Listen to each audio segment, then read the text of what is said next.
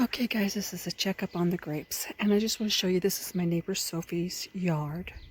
Bless her heart, she's probably in her late 80s, and she lives with her caregiver, a foreign caregiver. It's called metapellet in Hebrew. So this grapevine over here gets no attention, but you can see the birds in there. They're already taking the grapes.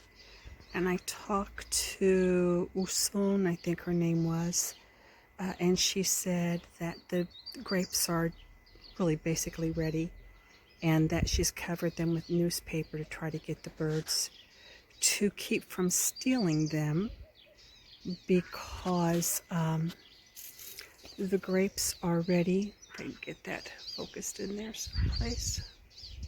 There. The grapes are ready from the top down. So where the cluster is attached to the grapevine, the grapes are the most ready. And that's important for you to see, that they've got, as best as they can, the metapellet has the grapes covered up from the birds. And she was standing out there eating them last night, the metapellet was, when I spoke to her about it, because I'm going to show you why. I'm going to show you what happened over here. Towards the end of last week, I came out here and thought, oh, I'll give it a couple more days before I do the video, because I was eating them from up here, and as they come down, they were still a little sour. So I thought, they're short just a bit. Well, 2 days later, when I come out here, there was about 15, look, that's all the grape I have left. There was about 15 house sparrows.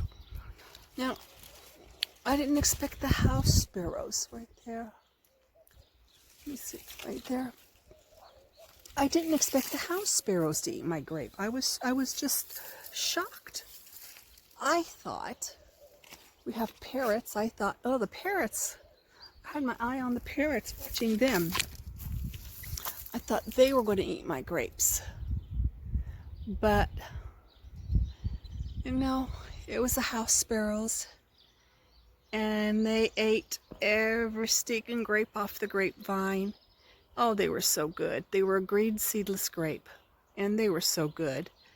So, based on my best experience, I'm saying we're right on schedule for the 9th of Av, because the birds say the grapes are ripe enough, and they were certainly ripe at the top, and Usong is over there fighting the birds out of her grapes, eating them from the top down. So we're good for the 9th of Av. And the next thing on our calendar, the next thing will be the figs, and we'll check in with that.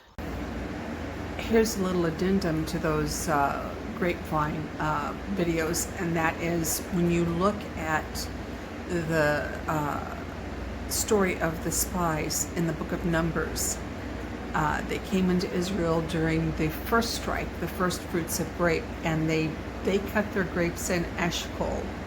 Eshcol is in Ashkelon. That's the biblical city of Eshcol, now is Ashkelon. And as you know, that's down by the Gaza bread belt, where we always find the early omer of barley.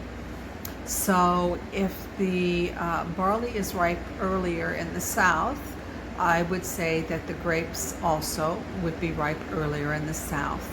And if our grapes are this advanced here in the north, then the grapes in the south would be even more advanced. And I really don't have any qualms about saying that we're still right on point with our calendar as far as the witness of the grapes. Okay, and like I said, the next thing we'll look for in the next month will be the figs.